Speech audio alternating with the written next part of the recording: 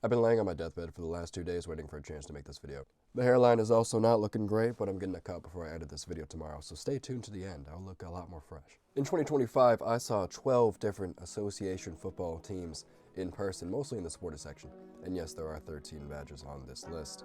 I'll get to that. But I actually wanted to see if I can go about ranking these teams. It's not going to be very fun. It's not going to be very easy because I actually had a great time in every single one of these matches.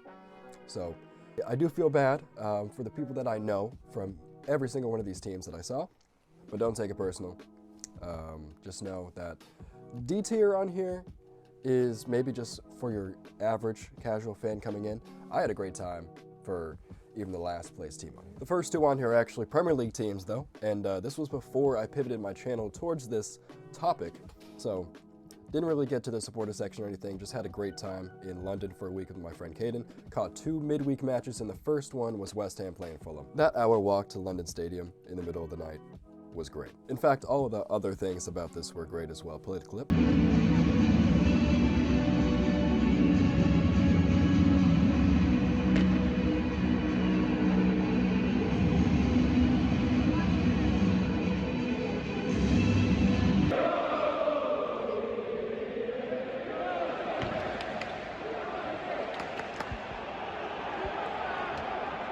Have no clue what that is, but it's sick. What are you? You've got secrets, and I will not stand for them. By the way, ticket to the game, nice view by the way, access to a lounge, had some great combos there. This book, haven't read it, but this book, and free drink at the lounge, all for £19. That's insane. So yeah, that was very enjoyable, especially when I knew what was happening the next day. But I gotta say, London Stadium was obviously made for the Olympics, and it definitely feels like a stadium that was made for that, like the big, broad event, and not a community-driven team in that part of London. I'm not delusional, to make it clear. I know that basically every European atmosphere washes that in the States, but for that reason, I'm holding them to a higher standard. So I'm not gonna give them S, I'm gonna put them just in A. The next day though, we saw the North London Derby. I dragged Caden to this, it was like 250 pounds, but it was awesome, come on. And I'm biased, I don't care. I really wish that I was able to see Highbury when it was still a thing, but obviously I can't, and Emirates was great too. Even if it is big and bold, I mean, Arsenal is. You're not gonna get the same atmosphere as a Portland Hearts of Pine, obviously, but it is the best atmosphere that I've seen all year, 100%. And this brings us now to the US-based teams, the first one of which being the New England Revolution. But before I say what I have to say, I have something to show you.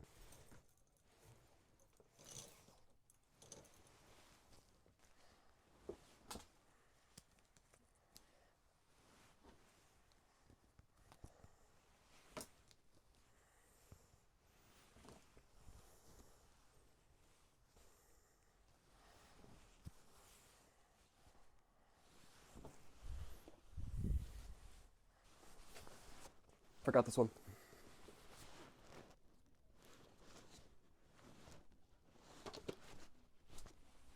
The New England Revolution atmosphere is really bad. The last couple years, I had gone to matches in all sorts of parts in the stadium, and I just looked over at the supporters crowd, the Rebellion, the Midnight Riders, and I thought that one day I'm gonna be in there. So this year, I decided to do that. I went to, I believe, 6 matches, all in the first half of the season. The first 4 or 5 of which being just for fun. I brought a couple people along with me, and then the last time I went was for a video. This video was comparing MLS and USL, and I prefer the USL team and atmosphere, but we'll get there. Oh, yeah, I really like the New England Revolution, but I also hate being a fan of this team. That mostly stems from Robert Kraft being Robert Kraft. I'm also a Patriots fan, so like, what are we talking about it? But we're also owned by Robert Kraft, so for now, we're playing in Gillette Stadium. It's not entirely our fault that the atmosphere sucks, and a lot of that is due to playing in the cavernous stadium. But it's not great, aside from that either. I think we could definitely do a lot better. Hold on, because I want to elaborate on this point a little bit, and I don't say what I'm about to say in this recording. I'm talking about the chants here. Now, for the Revs, I like our original chants, but we've only got like 2 of them, maybe. We've got the kickoff song, of course. From the halls of Oxbow Stadium to the seats of Section 2. And then the Mama Mama Can't You See? I like that one as well. I'm pretty sure that's just a Navy song, but I haven't heard it anywhere else. Appreciate that. But let me tell you, it is my biggest pet peeve to see teams in supporter sections sing the same chants that everyone else is doing. Especially now that I've seen a dozen teams all sing the same chants as everyone else. I didn't think it was as bad as I've realized that it is. So please, this is what I'm saying. Can we do better? I don't care if you fill in the blank with your team's name or your city's name. I don't care if sometimes it's in Espanol. Please, just make some new ones. Let's make a tradition that's better than what we've got and what most people have got.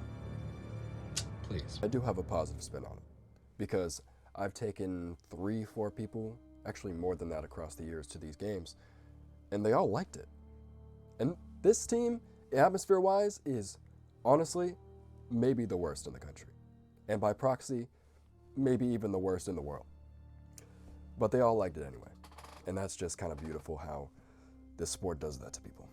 I'm putting it in D with the caveat that the new stadium in Everett should honestly be a lot better than this. For RIFC though, the first game I went to was their grand opening of the new stadium in Pawtucket. I did want to catch one of their games in Bryan Stadium, but never got around to it, and I do regret that because it's probably a lost piece of history that I'll never get to see. However, going to this game basically launched this YouTube channel into what it is now. My video, MLS versus USL atmosphere, who's got the best? I was never intending to compare. And at the end of the day, I like both of these teams, even though I like the Revs a little bit more because they're my #1 since day one. I just wanted to get the spotlight for both of them. But I've gone to multiple of these matches in RIFC as well. 2 of them I recorded. One was for that comparison video, and the second one was for El Clamico. But I also went once by myself and another time bringing someone else. So I've had a good time every time. And if I really want to give off the best impression of US soccer, I'm going to go to this team because both of them are like 40 minutes away. They are both my beloved though, and if I can be unbiased, I'm putting in B. Just in case you want a second opinion, Caden, you've been to 3 of these teams. Do you think this list is accurate so far? Yeah, I'd say so. I'd say Arsenal definitely craziest like environment, but also just the fans just really just made it, that much more special. Rhode Island was also good. They also had a very good team atmosphere. It's just the stadium it's just not even comparable to Arsenal, and it's no fault on them. I mean, obviously Arsenal is like There's only so much you could do. yeah, and then obviously they're where they're at because Future me, play the clip again. Really bad. Next up is Miami FC, and not a world famous team by any means. Not even probably the first thing you think of when you think of Miami, which was in my video. So go see my video if you haven't. You probably have because it's my other video with 20,000 views. But just in case, roll the clip. Things are actually fine. So why are things f***ing terrible? I've been enjoying Miami. I'm from Massachusetts. It is hot as in here. I think we're all excited for what's to come in the future, so the future is looking really bright. I'm sure you would probably call me crazy if I said this was the most ruckus, the most rowdy crowd. Ooh, probably shouldn't say that. But the club in crisis, per se, has actually got a lot better news recently. They're going to play in their own stadium soon enough, and I would love to go back there and see it because those people are amazing. And I did mistake them for the Day Brigade. They are Los de Siempre. They're going in C. Also pending a new stadium. Oh, here we go though with the LA teams, LA Galaxy and LAFC next. This video is probably my magnum opus as of now. Hopefully the New York series takes that crown, but there's something I have to show you first. This is the parameters of which team that I thought had a better atmosphere, and this is how many free beers I got at each game. So by that measure and that measure only, which is the only thing I'm allowed to speak on, LAFC wins. Yeah, so it would be a disservice if I didn't go to another LA Galaxy match in the next few years, because even when they are at their low point, it was pretty fun. The guys that I met from ACB and Galaxy Outlaws, they were great. Those interviews in the video, well, and yeah, I say that all because I didn't really give them a fair chance. One team was all the way down, one team is all the way up. But at the same time, you probably should be up and up and up, cheering for your team no matter what. And that's why LAFC was just incredible. One of the first games with Sun there, should be noted. But again, just based on my own experience, they're going in S. Now, would I go as far as to say that 3252 is better than North Bank or Clock Inn and Emirates Stadium? Yes. Yes, I am going to. Again, based on only my experience. And I am biased. I don't care for LAFC, aside from the fact that I got a scarf and this nice badge. Actually, I have another one that has Goku on it. It's really cool. But I can do the same bit with the Revs jerseys with my Arsenal kits. I could just go on and on and on and on. I've worn my soccer kit so many times, the name isn't even on there anymore. And LAFC is the best atmosphere I've ever been to. Yep. And we may see some black and gold shit talking in the comment section. I don't know. This video probably won't do too well. But if we do, don't get all high and dry just yet on your horse thing. You caught the Galaxy when they were down, and that's cool for you, but for me, I don't know. I'm just an independent journalist. I am gonna ride with you boys if it is just for fun, but you know, I have to make my cross-country trips financially viable, so I probably do have to make a video. Spoiler alert for spoilers for videos that haven't come out yet for these next 4. The New York trips. As of now, there's 4. Gotham FC, New York Red Bulls, Westchester, NYCFC. Didn't end up going to Brooklyn FC, not yet. I'm just pushing it off a little bit because I'm also going to go to the New York Cosmos when they started in June or whenever it is. Starting off with Gotham, I got this cool little thing. I don't know if you can see it. First match certificate. That's cool. One of the weirdest things I ended up doing was interviewing the lady who was giving those out. But she gave a great interview, so shout out to her.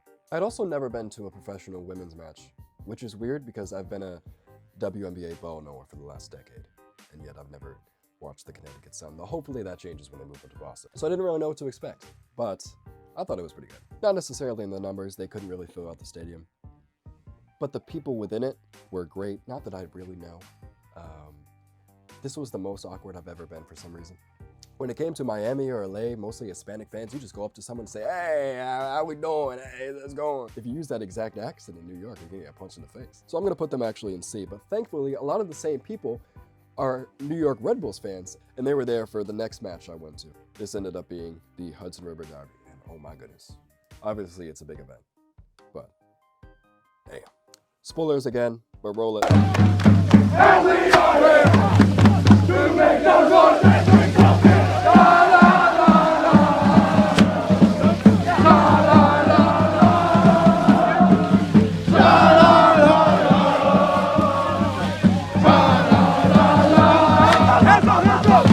That march to the match was incredible, and I'm still trying to find clips of the other angle because I was in the front lines.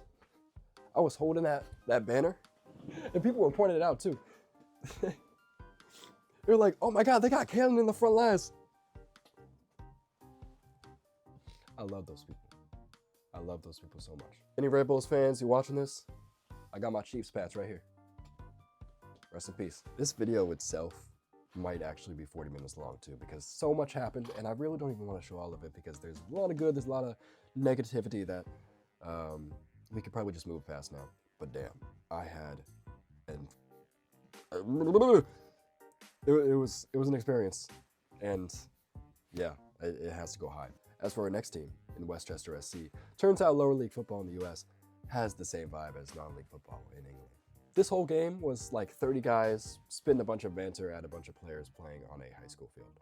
And that's awesome. I can't put it too high for the same reason that Miami FC is too high, but I'm gonna put it higher just because it's lower league and there's a bit of a lower standard there. Finally, New York City FC. And I hate that I didn't have the time to interview anybody pregame. Couldn't make the tailgate.